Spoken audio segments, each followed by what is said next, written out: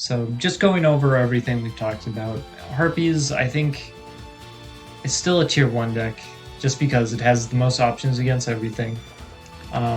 It can really adapt to what all the other decks are doing, just very well. Automat, probably the second best deck right now. I would say like it could be tier 2, or it could be like barely in tier 1, or it could be tier 2. I could see it either way. It's just that Automat, adaptability wise, is just not as high as Harpies.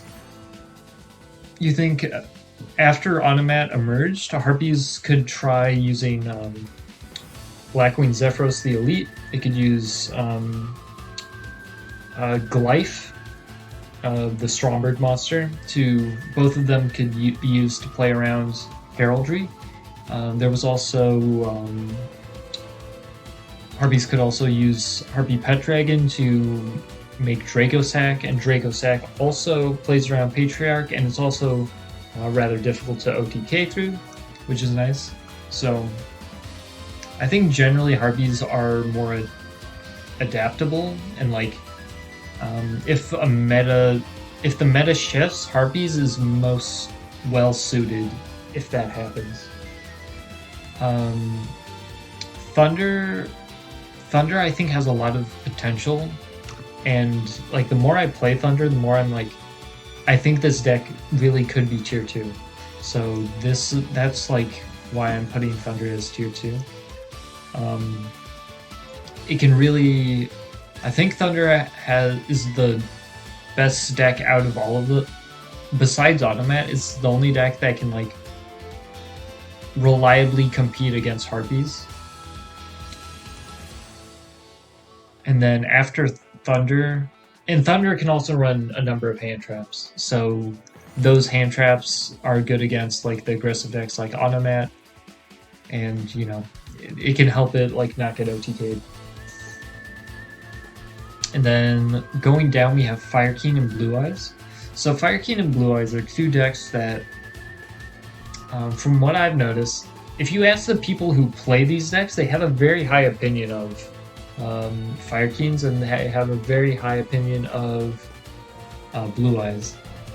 However, I think both Fire King and Blue Eyes suffer. I think they also suffer from the Automat player syndrome, where if you play Automat, for some reason, all of the Automat players are like shouting out from the rooftops like how great Automat is. And then you also see Fire King players like talking about how good the deck is, and you see Blue Eyes players talking about how good the deck is. And I think the reason for that is that the meta is actually very wide, and there are a number of decks that can actually like do well. And so even though I would say Harpies and maybe Automat are in the tier 1, it's definitely the widest meta we've had for quite a while. In the past, you had Noble Knights being like an oppressive tier 1. You had Karakuri being an oppressive tier 1. And, you know, for a long time, we've had just like one deck that just sits there and it just like makes it miserable for literally every other strategy to play the game. But now, I don't think Harpies is really on that level anymore. Or it's not, how should I say, it's not unchecked because of the existence of like Automat and Thunder. I think Harpies is much more susceptible to losing. It has more matchups where it's not confident in, and for that reason, more decks can like be sort of in the metagame and compete.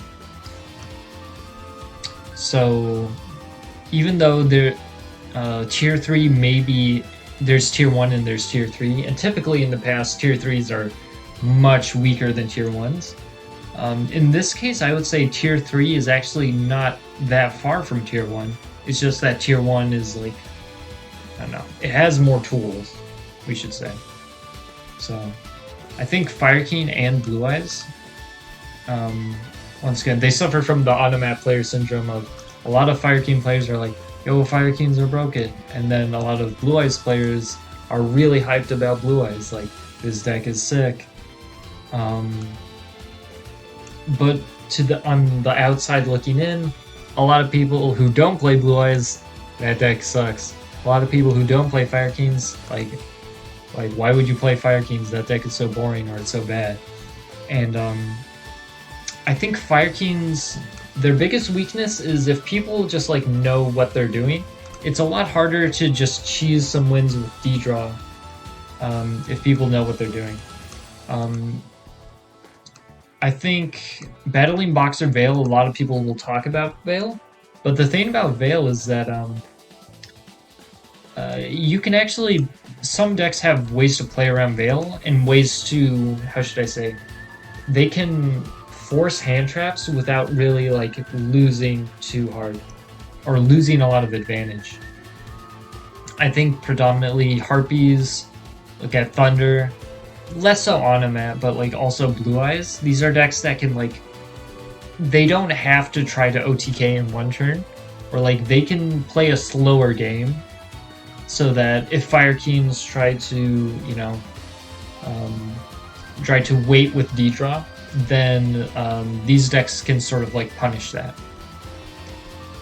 Blue Eyes, I think their main issue is that consistency. I think if you were playing last format, you know how good Blue Eyes can be.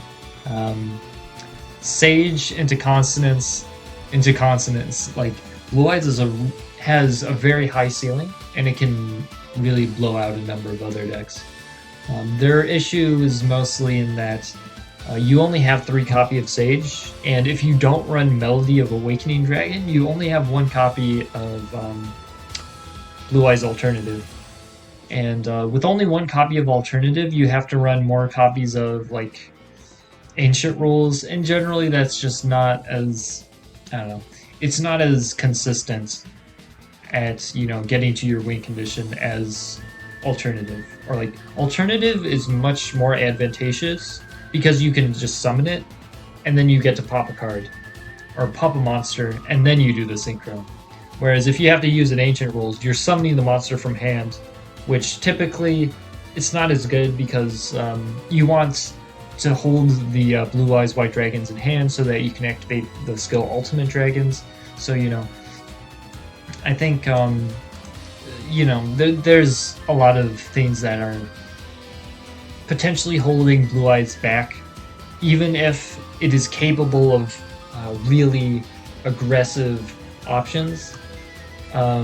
It is still held back by the fact that, you know, you're essentially running a bunch of level 8s that are bricky, and you only have 3 copies of Cards of Consonance. So ultimately, Blue Eyes, you know, it can be really strong. However, its weaknesses are apparent. And I think in Tier 4, this is kind of the first time in a long time that I've felt like you can actually have a Tier 4 in the metagame, and, you know, you can have decks that are here, and like, yeah, like they are reliably at this power level, you know? Whereas in the past, a lot of rogue decks are just like, is it like Tier 4 or is it just like a meme? I think for now, Water XYZ is one of those decks that you could consider Tier 4. The primary strengths of Water are it can OTK, Dweller is really good, it has, it's an interruption that plays through True Nade. So for those reasons, it's really good against a lot of like decks that might want to just interrupt the back row or destroy the back row before going in. However, I think as we've seen, Water's like has slowly moved lower and lower in the meta, just because Harpies does a lot of what Water wants to do, but more consistently. But I do think Water has enough tools that it can like be a Tier 4 deck. It can do well against Blue Eyes, you know, kind of. And then Dweller, as I said, can make it okay against Automat. Not as good against Thunder, and I think, personally, I would say Water loses to Fire Kings. Not everyone agrees. And then we have our last deck on here, which is Yosenju, which is kind of a meme, kind of a real deck. Yosenju is one of those things where it has some interestingly, like, it can kind of cheese some wins against some of these other decks because OEM is a searchable hand trap, and a searchable hand trap is pretty good against a lot of like aggressive decks. And also being able to attack directly with Comma 2, that's pretty good just because chipping away at life points is like really nice.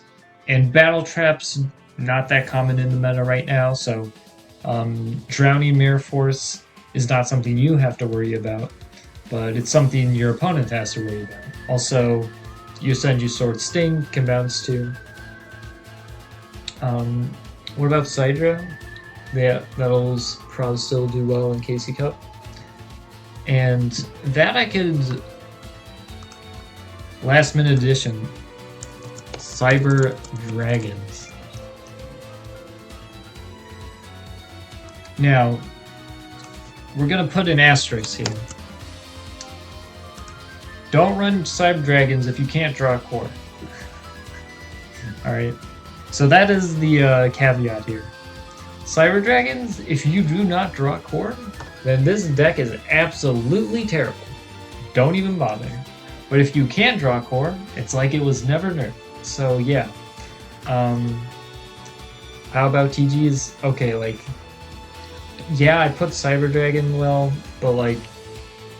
don't push your luck, come on. Like, let's not be crazy, like... Come on. So yeah. I think these are of the decks that are presently understood. I would say this is where you can kind of like position them. And lastly, we have Resonators, which came out when the box leaks were made. When the box was leaked, I was like, okay, these cards suck. There's no point in touching them. And then Konami was like, okay, how do we make them not suck? So they give them a really good skill, and with that skill, I think is good enough to make those cards that suck into a deck that might not suck. So now, with that really good skill, I think Resonators have the chance of being potentially a tier 3 deck. This is where I would expect them to end up. I think they might end up in tier 2, maybe. Maybe they'll end up in tier 4, who's to say. But it's somewhere, you know, it's somewhere in this range, somewhere around tier 2, just like, at their best they might end up in tier 3, or in tier 2, at their worst they might end up in tier 4, it's just somewhere in this general area, with the most likely placement being tier 3. So yeah, that is where I would expect them to show up. Their main strengths, much like Water XYZ, is that they have semi-limits, so they can run Hey True Nade. Guess what's good in KC Cup? Hey True Nade. You can also run Solemn Scolding, which is an Omni Negate, and Omni Negate's pretty good, you know. They let you bully your opponent, and bullying your opponent is pretty good in KC Cup, so... even if Resonator might not be the best deck, I would definitely say beware of it in KC Cup, because you're gonna see a lot of people using it. So yeah, I think that about covers it. Thanks everybody for watching. This is -1. Like, comment, and subscribe. Smile. Take it easy.